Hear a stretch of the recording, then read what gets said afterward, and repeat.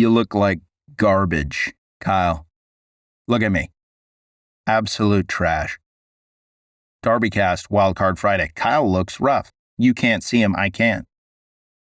Kyle's eyes are sunken in. His hair, very greasy, very messy, very disgusting. And why is that? Kyle is tired. The internet is a blur. There's a lot going on, too much to take in. Kyle's upset about the Epstein thing. A lot of people are pretty upset that there's no justice and that it would just appear that our society is going to continue allowing blue-collar and white-collar criminals to run amok. But you're burnt out, Kyle. I can see it in your face. But you know what happens when you're burnt out, Kyle? A lot. Your relationships get hurt. And as much as I'd like to talk about this in a straightforward way, you, the listener, obviously know I'm not going to do that. We're going to put this in story form. And let's take a quick pause. If you're new here, get out right now. Turn off the podcast. This is about to pick up in a huge way. And a lot of you won't be able to hang. This is going to explode your imagination, potentially for the better, but it could be for the worse. This podcast turns people into the primary Indian in that proverb about walking through a river, because the river's never the same and nor is the Indian. I don't know if you're allowed to say stuff like that anymore, but congratulations, Chief. You're about to go on an adventure. That's what I have to say to you. Wherever you are, pause for a second. Take a couple huge breaths. Close your eyes. If you're driving, do it strategically. Couple more deep breaths, in through the nose, out through the mouth. Notice how amazing your spirit is. How strong and courageous your quads are. Think about how proud some people are of you. And keep breathing. Do a check-in with your whole body from your head to your toes. And then breathe out and say, wow, not bad. And now let us begin properly. Imagine you and I are on a helicopter and its blades are slicing through the salty air over the Atlantic Ocean. Gray day, kind of pea soup fog out, thick fog. And you look over across the helicopter cabin and who do you see? That's right, you see Kyle. And he's wearing a high school Letterman jacket, varsity. And that jacket it's seen better days. Kyle's hunched over and he's humming the song Last Resort by Papa Roach. Kyle's in a very dark place. You turn to me and you say, is Kyle going to be okay? And I say, well, I don't know. He's got the look of somebody who might off himself. Why are we even on a helicopter right now? Some of you are wondering. First off, helicopters are amazing. Such a cool piece of machinery. But there's more to it. In fact, this trip was really your idea. You wanted to pull Kyle back from the edge and to get offline. You want to help somebody out. Truth be told, you haven't been feeling great about the way things have been going either. But you've managed to step outside yourself and be helpful. Incredible. I love that about you. The chopper dips in the sky, landing with a huge jolt on a weathered helipad, and you step out first, total leader. The wind is tugging at your jacket. Very blustery day. Then Kyle mopes out. Kyle's face is just tight. His eyes are damp from crying. We don't hold it against Kyle. He's at wit's end. When I jump out, I feel the crunch of gravel underneath my boots. And I look back at the helicopter and I say thank you to the helicopter pilot. I mouth it out. Helicopter pilot's not coming with us on this adventure. But I'm already in a space of gratitude, as are you. You wave at the helicopter pilot. Helicopter pilot waves back. A little bit of connection there. No problems. I hate where we're at right now. We're on an island. It's cold, unforgiving, but our last companion has yet to disembark out of the helicopter. And who is it? That's right, Alex Jones. He strides forward, calm and grounded, brimming with a quiet curiosity. And what does he say, Kyle? I love vacations with friends and hate globalists. And what a great thing to say. We love that. And some of you right now are wondering, hey, where are we? Like I said, we're on an island, but not just any old island. We're on an island with a lighthouse, big lighthouse, physically imposing, slightly spooky, but also pretty inspiring. It's not the biggest island you've ever imagined, nor is it the smallest. We're getting our bearings. Helicopter takes off. We're here. A grizzled figure in a faded oilskin coat waits at the edge of the landing pad. His face is a map of unkind years and tough decisions. His handshake, he leans out to you, and his hand feels like it's made out of driftwood and steel cables. Such a firm grip. His voice is warm, though. And what does he say? Hi, welcome to The Rock. I'm Donnie J, groundskeeper. My boy Jefferson keeps the light burning. Come on, I'll show you around in a big way. This is a weird vacation, but we're all bought in. You're bought in the most of all. You're excited to be off the mainland. You have always told me I appreciate island life. When you've said that in the past, I think you meant something more tropical, but you're an optimist, so you over-index on enthusiasm and lean into the whole experience. Donnie J leads us down this winding path. The keeper's house, lighthouse keeper, is looming ahead. It's a sturdy building of stone and peeling paint. Kind of looks like shit, to be honest. Kyle lags behind, and he's muttering to himself, I don't like Lex Friedman and his podcast. He's got no charisma. And you turn and you clap a hand on Kyle's shoulder and you say, that guy sucks. He was totally astroturfed. He is a terrible podcaster. I hate him. And that's a big point of connection for you and Kyle early. Kyle cracks a smile for the first time in a long time. Feels totally seen. Totally heard. But you say to Kyle, Kyle, we're here to reset. Focus on the now. Learning. Working together. This is our shot to steady ourselves, Kyle. Dopamine reset. No phones, just friendship. No phones, just friendship.com. Kyle, that's what you say to Kyle. I'm not in the best space, but I want to get in on the action. I see so much connection happening that I think to myself briefly, can't miss out on this. And I say, Kyle, I hate Lex Friedman too. He sucks. And then I open up a little bit and I say, I'm worried about this because it doesn't seem like an industry standard vacation. Not at all, actually. Fear has gotten the best of me once or twice, and this place, quite frankly, gives me the creeps. You thank me for my honesty and my candor. And you and I both realize how mighty our friendship is. As we continue walking towards the keeper's house, Alex Jones says, Lighthouses guide folks home. We'll find our way towards both truth and friendship. With that being said, Kyle, Katrina is so wrong about everything, man. Anywho, last one to the house is a rotten egg. Bet you can't catch me, Kyle. And what a playful guy Alex Jones is, but also emotionally totally in tune. He knows that Kyle's been having some relationship friction with Katrina, probably on account of Kyle spending too much time on the internet and going down conspiracy rabbit holes.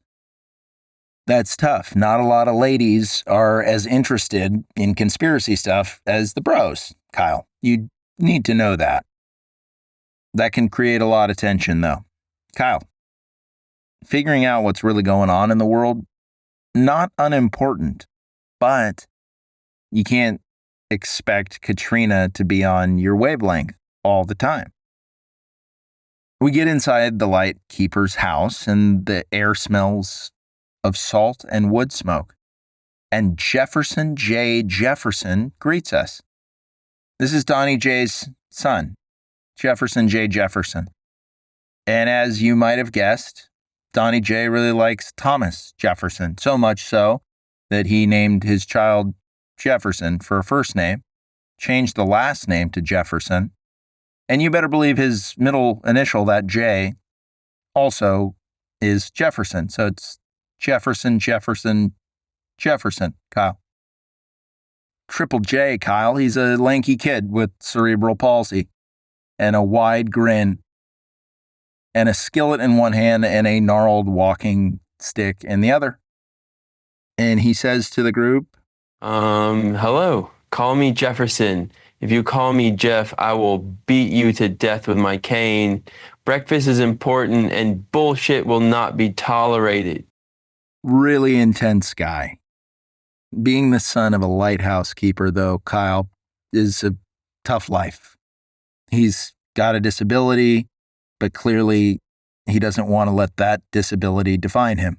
He wants to be defined by his lack of tolerance for BS and how much he loves breakfast. Two pretty key things to build an identity on.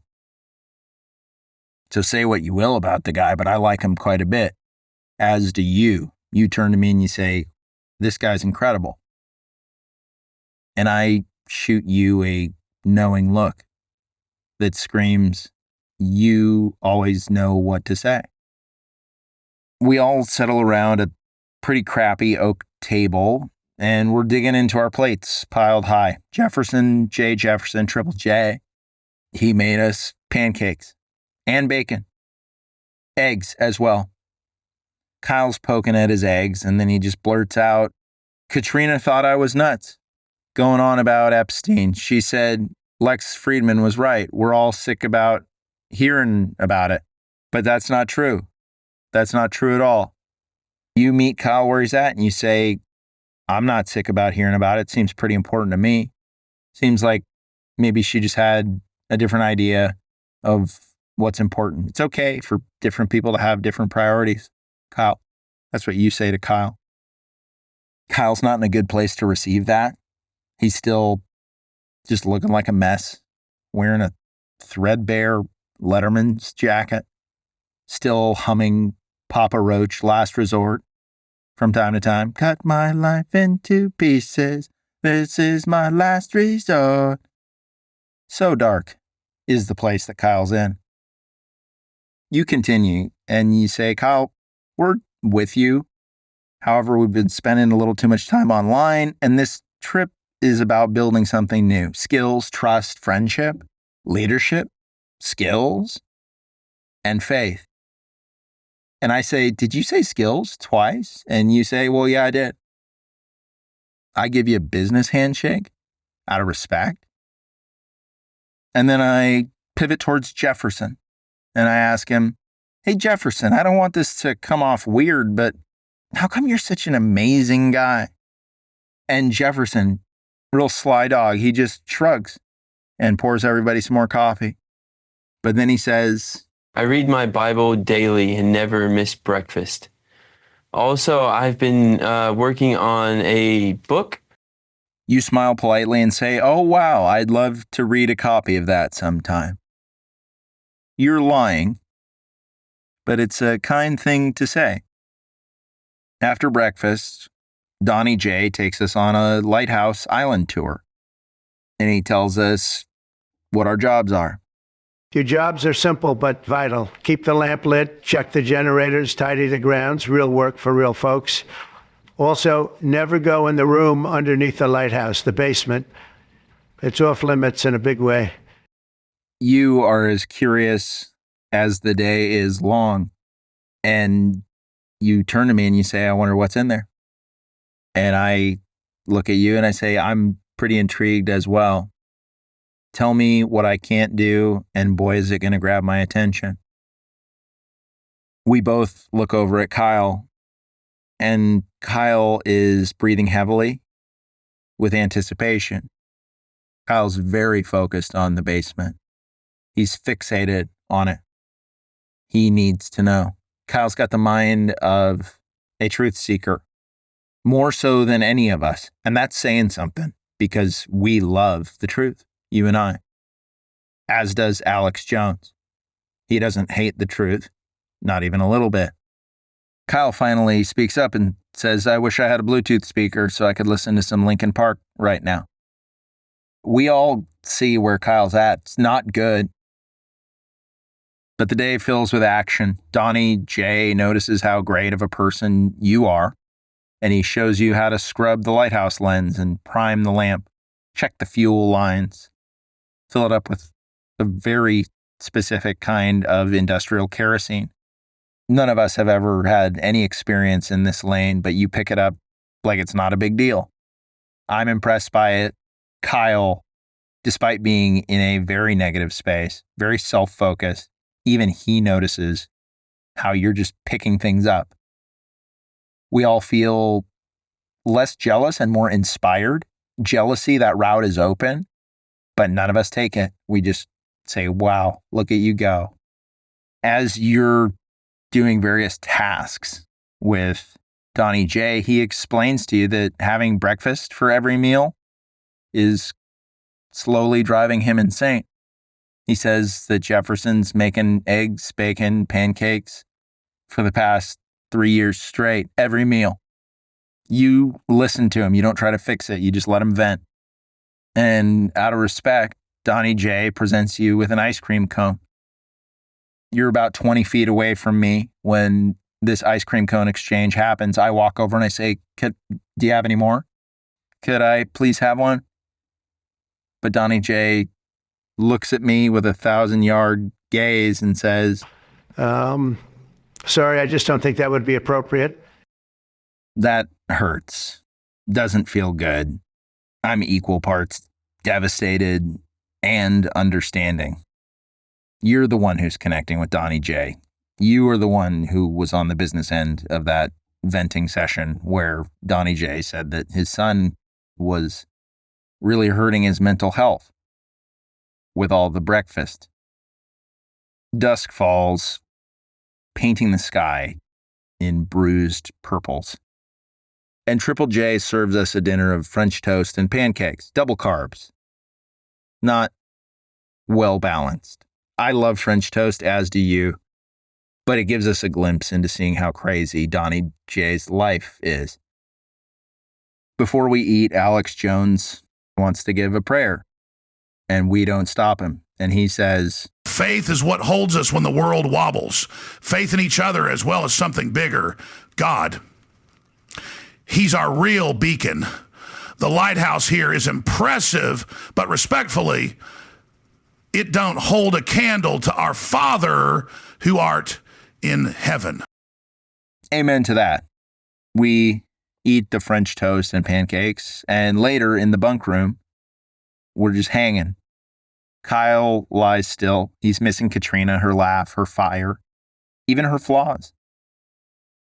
I fidget a little bit, wondering if the island is safe. You, a total leader, you slip outside in the sharp, cold night. Stars are twinkling overhead, and the lighthouse beam carves its arc across the sea. Very breathtaking. You take a night walk, and you say positive affirmations about everyone, especially Kyle, because he's lost everything. Kyle needs our support the very most of all. We all need somebody to lean on, but boy, is Kyle a train wreck.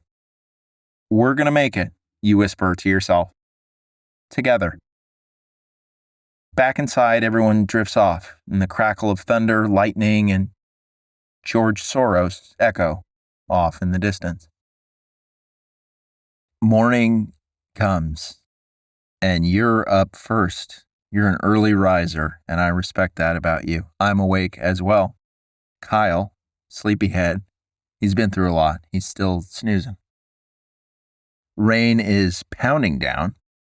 Wind is screeching. and you step outside into the blustery day.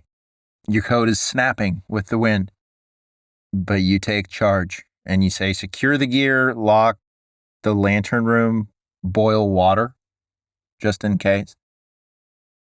Alex Jones, also an early riser, he hears you loud and clear. He grabs rope and fuel, and he's following your lead, as am I. And you've just got this voice that cuts through the wind. Stable, clear. You're somebody who's acting like they've been through worse and survived. Whether that's true or not, hard to say. This is pretty intense. Jefferson is cooking breakfast. Surprise, surprise. Kyle wakes up because of all the thunder and lightning, and he looks like hell. He is still wearing the Letterman jacket, has not changed his clothes. He smells. Kyle, you're gross. Kyle is obsessed with the door. We all want to know what's in that hatch. We're all trying to get our work done and prepare for this storm. And what a crappy vacation this is, many of you are thinking to yourselves right now, and I don't disagree with you. There's a difference between a vacation and traveling. Traveling, a little bit quicker paced, more responsibilities. This is definitely traveling. This is not going to Sandals Resort, Jamaica, and just kicking back on an island. You decide to chop some firewood. You invite Kyle to go with you. I say, hey, mind if I tag along? And you say, actually, I just want to do this, just me and Kyle. And I'm a little bit hurt by that, but I understand as well. So you take Kyle out in the rain and you say, Kyle, take this axe and give it everything you got. We need the firewood, but you need to just let out some frustration and vent. As Kyle's hammering away at this wood, he says, Katrina said that Epstein wasn't worth obsessing over. But she was wrong. Everybody's wrong. And that door has the files. I've seen the markings that are on the door. I saw them on the internet once, and they're bad. They're really important and dark symbols. And you acknowledge that. You say, Kyle, I hate that. Kyle wants to open that basement in a huge way. And I can't say that I wouldn't want to see it either. Alex Jones, of course, he wants to see what's in there. We all do. It's been a long day of coiling rope and polishing things, making sure the supplies are at maximum levels. And we all gather for dinner. It's French toast and pancakes, yet again. We're annoyed, but we're not being driven insane by the amount of breakfast. But we're starting to understand where Donnie J is coming from. Everybody's pretty silent. Kyle breaks the silence and he says, Donnie J, what's in that room that you said that we couldn't go in? Because I've got some theories. Donnie J slams his coffee mug down on the oak table so hard that it shatters. And he says, Shut your mouth, boy. That door stays closed. You think you understand? You don't know a goddamn thing. Lot of tension at this dinner table. Kyle. We eat the rest of our breakfast for dinner in silence. Very awkward. Later in the evening, while the wind is still howling like a cursed banshee, Kyle, you take a crowbar and you jimmy open the door. And what do you find, Kyle? You find shelves lined with boxes, VHS tapes labeled Flight Manifest Summer 2002. Files marked with names, Clinton, Gates, the Crown Prince of Monaco, various governors, CIA handlers, media moguls, a binder labeled the Perversion Index, floppy disks, laser disks. It's all there. You wake up, it's the middle of the night, you sense something is off. And you're right, because Kyle's not in bed. And you turn to me and you say, where's Kyle? Where is he? And I say, I bet you curiosity got the best of him. Alex Jones, who's awake, says, we can't blame Kyle for being a truth seeker, guys. We just can't. and he's dead on. We can't hold that against Kyle. We were all curious about the door. Kyle had the courage to crack it open. Jefferson is asleep. He ate a ton of French toast and pancakes sitting real heavy in his belly. But you, me, Alex Jones, we wander to the basement. We find Kyle exactly where we expected him. And you say, well, what now? Do we confront Donnie J? He told us not to go in here and then look at all this stuff. You're seeing everything that Kyle just saw, as am I. Doesn't look good. Why is Donnie J covering? Why did he tell us to not go in here? What kind of a fucking vacation is this? This sucks. Thunder and lightning crashing. Storm is right over us. We walk out into the cold night. We're totally disoriented by everything that's going down right now. You, me, Kyle, Alex Jones. We stare out onto the dark horizon and lightning flashes and we see the silhouette of Donnie J. He's just standing by himself out in the rain. We approach him and we don't say anything. We just wait for him to speak. Couple minutes pass and then he finally says, 12 years ago, they came to me, they gave me the keys, the rules, and one threat: keep the room sealed or Jefferson dies. They knew everything: his school, his doctors, what he eats, even what side of the bed he sleeps on. They said they'd rip his tongue out, make me watch, then make me cook him eggs, adding insult to injury. As you know, my son Jefferson is quite obsessed with breakfast. I thought if I kept the vault shut, I could save him. I could keep things normal, but normal ain't real, and secrets don't stay buried. Not forever. what a mess, what a pickle, Kyle. Donnie J had access to some of the darkest secrets of all time, but to protect his family, to protect his son, he kept it under wraps. You give Donnie J a hug, and then Alex Jones joins in, and I join in as well. Kyle stands off to the side. He's not ready to hug Donnie J just yet. You provide empathy. You say, Donnie J, this is insane. I wouldn't want to be in your position.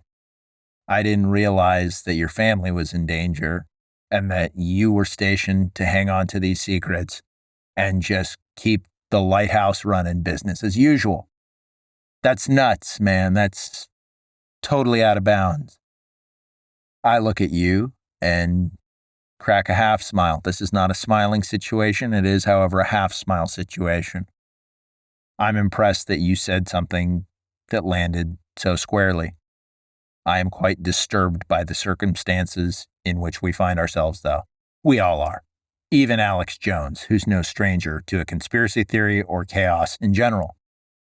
As we're looking out at the horizon, just a bunch of bros not knowing what to do with ourselves and all this big info, we see a black boat illuminated by lightning. Kyle says, they found us. And you say, who, Kyle? Who? Who found us? And Kyle says, George Soros. George Soros, bad guy. He and his team obviously put Donnie J in this compromising situation, and we're going to have to fight for our lives right now because we're about to be killed. Alex Jones pipes in and says, Kyle is right. We need to fight off these potbelly goblins, gather all this intel, and then save the world by releasing it to the public. I have a Starlink portable internet modem, and if we can survive, we can upload the documents. Starlink, what a lifesaver. that's huge. We've got the outline of a plan, but speedboats start coming our way from this big ship. Little tiny speedboats, very menacing, very agile. And there are jerks on board. private military contractors. And everybody looks at you, the best leader around, and says, well, what do we do? And you say, we're going to war. And it's sobering, but it's inspiring. Jefferson, that little breakfast creep, has joined our crew, and he is carrying a ton of guns. Nobody knows how he pulled it off. His disability does not define him. He passes out all the guns, and then he turns to his dad, and he says, Dad, you are a complicated hero, but you should just let those guys kill me. I never asked you to do this. Donnie J, Lighthouse keeper, looks at his son, Triple J, and he breaks down. And that's when Kyle steps up and he says, don't you get it, Triple J? Your dad loves you so much. This is really complex, but we're going to get through this together.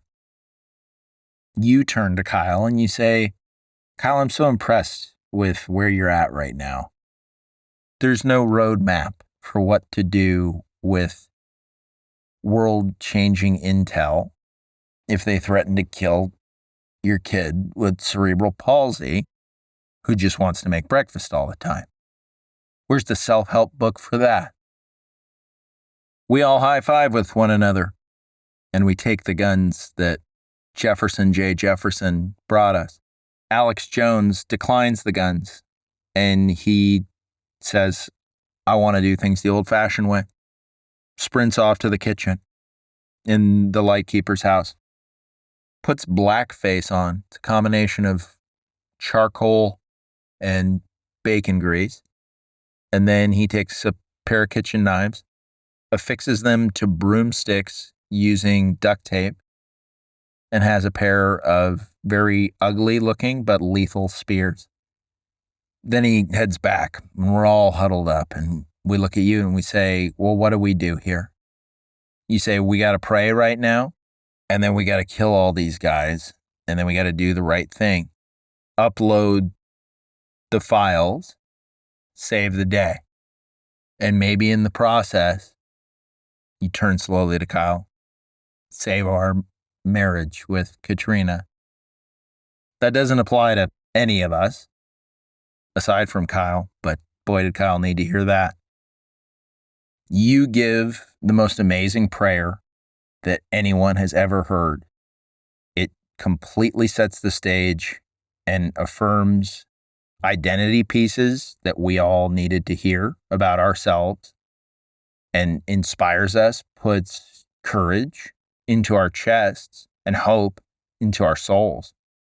And then you say, all right, guys, let's use the cover of night to our advantage and get all these guys. And that's when the speedboats hit the shore. Guns out, helmets on, night vision goggles, tactical vests. No warmth in these henchmen's eyes. Deep state hitmen. And they're here to erase the truth and all of us at the same time.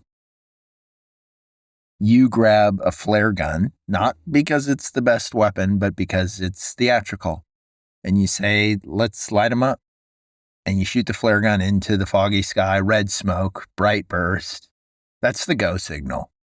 Jefferson J. Jefferson does something that nobody expected. He flips on the industrial foghorn, which disorients everybody, ourselves included, but less so than the mercenaries.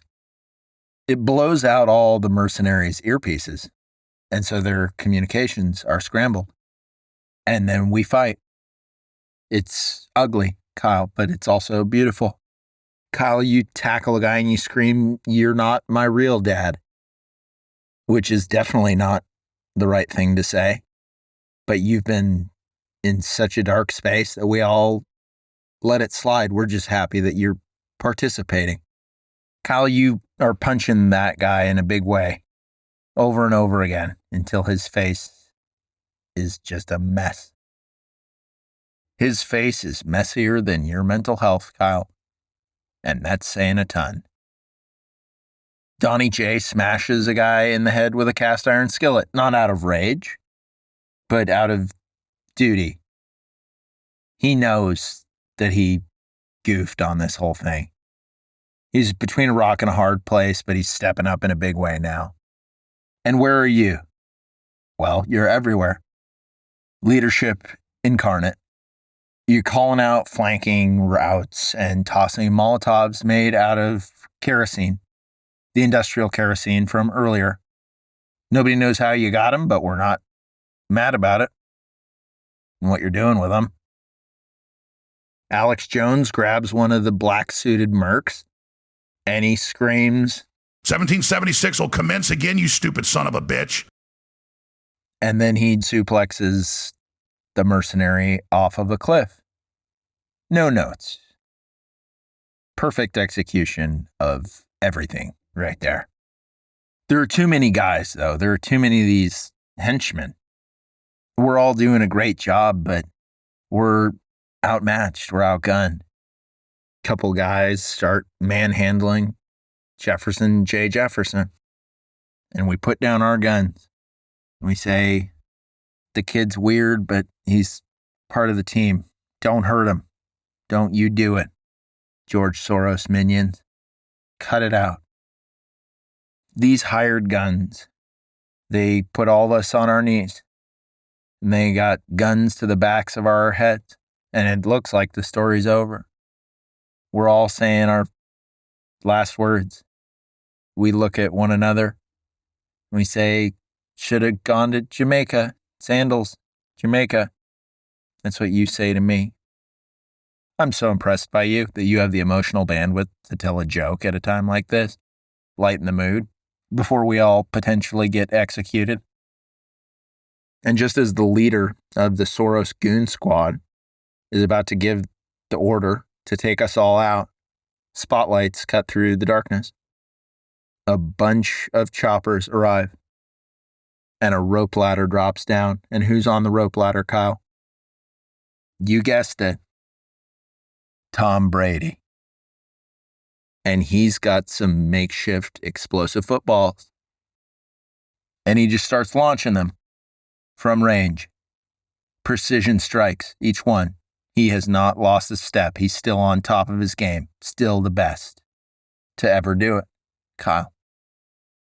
Up in the chopper, Elon Musk is manning the chopper guns, laying down cover fire with electric Gatling turrets powered by lithium cells. Nobody understands how they work, but boy, are they working well. Kyle screams, we have to upload the files, which is a great call, Kyle. Alex Jones is on cleanup duty, and he's using those makeshift spears from earlier, and he's taken out everybody. If Tom Brady doesn't get him with an explosive football and Elon Musk doesn't get him with some kind of high-powered turret, you better believe Alex Jones is thrusting one of those kitchen knife spears deep into these bad guys. So inspiring. Kyle grabs the Starlink modem. He hooks it up to a power bank and he begins transmitting everything. The perversion index, the flight logs, the blackmail network, the deep tunnels under key facilities. All of it. Going public. Straight to X, the social media platform. All the bad guys are dead. The files are uploaded. And you look out over the sea and you whisper, that was the most intense dopamine reset of my whole life. Talk about getting back to basics by going offline. Kyle sits down beside you, bloody, exhausted, but at peace. And he says, I think I'm going to take a break from the internet. We all nod. No lectures, no sermons, just a nod. And it means everything. Jefferson J. Jefferson goes into the kitchen and he starts cooking. Not pancakes, not eggs, not French toast, but steak and mashed potatoes. And Donnie J takes a deep breath and he says, I'm excited for something other than breakfast. Hey guys, also, let's treat ourselves to some root beer floats. That sounds amazing. It really does.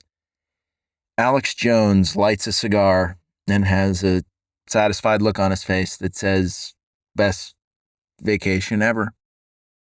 You and I, we go up to the top of the lighthouse and we sit on the edge and we stare out on the horizon. No phones, just friendship.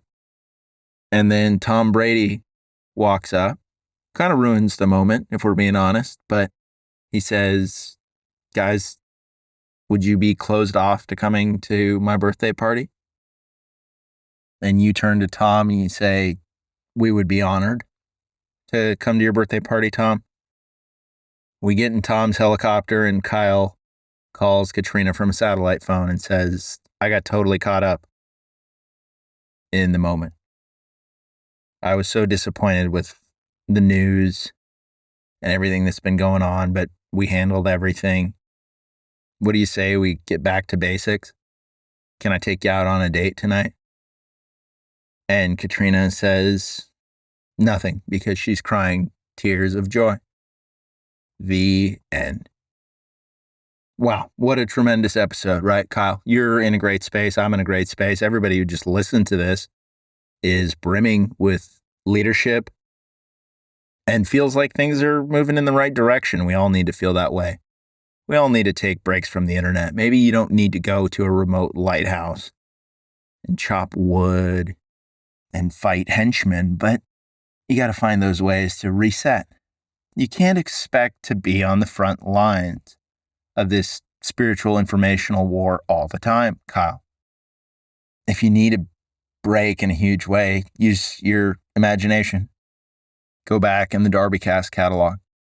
Re-listen to episodes. There are a lot of good ones.